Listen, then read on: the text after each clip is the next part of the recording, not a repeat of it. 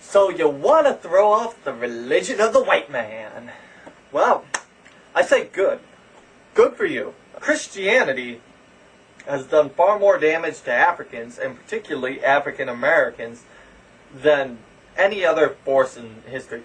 By some accounts, more people died during the slave trade than during the Holocaust.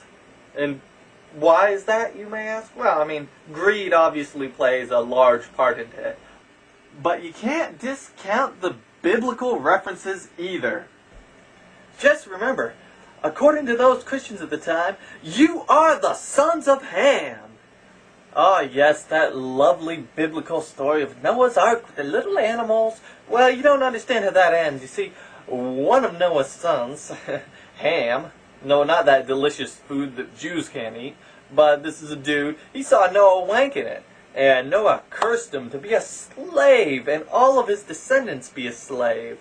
Well, guess what? When Christians decided to go to Africa, they said, these are the descendants of Ham.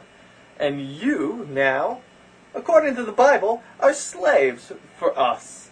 Sucks, doesn't it? Yet for some reason, blacks in America have a higher belief in Christianity than any other group. Aren't you tired of that shit? Of following a religion responsible for the abuse of your people for generations? Well, good. Time to leave.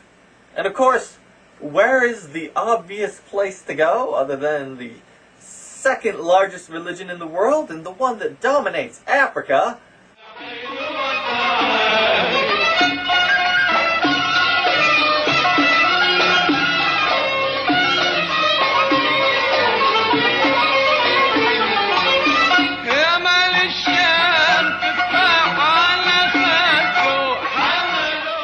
Islam.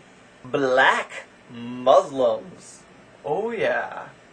They give all kinds of reasons for this switch. Of course, number one, Christianity is the religion of the white man. And of course, Islam is the religion of, well, come to think of it, it's not really the religion of blacks at all. I mean, it was founded in the Middle East by Arabs. The language is Arabic. You pray towards Mecca, an Arab city. No, it's not exactly a black religion. As a matter of fact, Christianity was in Ethiopia long before Islam even existed. These black Muslims, they say, that Islam didn't arrive there by force. Well, I guess if you discount Northern Africa, there are blacks in Morocco and Egypt, and they tried with Ethiopia. Oh, they tried. When Ethiopia was surrounded by Muslim countries, they tried many a times, and they just couldn't conquer those goddamn tough Ethiopians. Hey, if the Italians couldn't do it, the only reason that the Muslims never conquered sub-Saharan Africa is 'cause they couldn't. It's fucking huge. Nobody could conquer it. Europeans couldn't conquer it until what, like 1870, after we had a machine gun? The place was huge, populated. You went there, you died of malaria. In the 7th, 8th century, it was technologically advanced compared to the Middle East.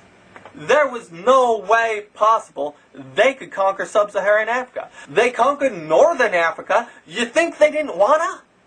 But there is, of course, the slavery issue. I mean, European transatlantic slavery was, of course, terrible beyond belief. But enslaving Africans and dragging them to another country to be servitude to a whole nother race of people, Europeans didn't invent that idea. The Arab Muslims did. You expect them to be nice? The Prophet Muhammad had slaves. Yeah, that's a pretty obvious example, and that's a pretty easy fucking justification if you want to enslave a whole nother race of people.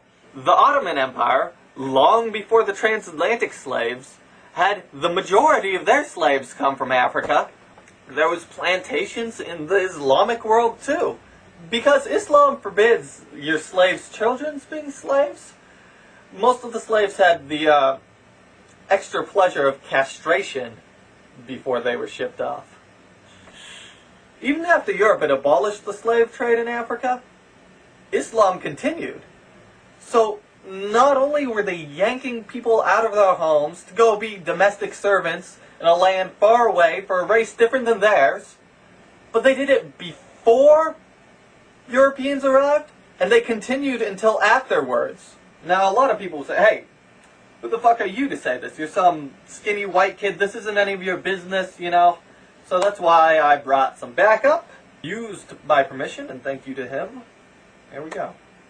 When you know that it's killing thousands of people per year, it is not acceptable. Yeah, telling people that, you know, it's very difficult for rich to go to heaven so that they can take our lands and our natural resources, it is not acceptable. So Africans got a little bit of dignity. Please apostatize, go back to your own religion, your traditional religion, or go to Rileys or Buddhism, you know, new religions, non-violent one. We are not discriminated you. This is the more important, you see. And when we're talking about invaders religion, it's not only Christianity, Islam as well. When they're telling you that, you know, you have to face Mecca to pray, no, I don't agree with this. I thought God was everywhere. What about your local town? You face your local town, you pray. They say that in heaven they speak Arabic. What about your traditional language? Who created it? The creators gave every single people on earth a own language. And when you speak to your God, or you speak to the creators, because when you speak to them you're speaking, pray in your own language. That's what they want. They love you like this. So again, I deny God, I deny the Holy Spirit, and I'm inviting all my brothers and sisters Africans to do the same. Thank you very much. Peace on earth. Bye. So before you think of throwing off the religion of the white man in favor of the religion of the Arab man, make sure you're not just trading one master for another.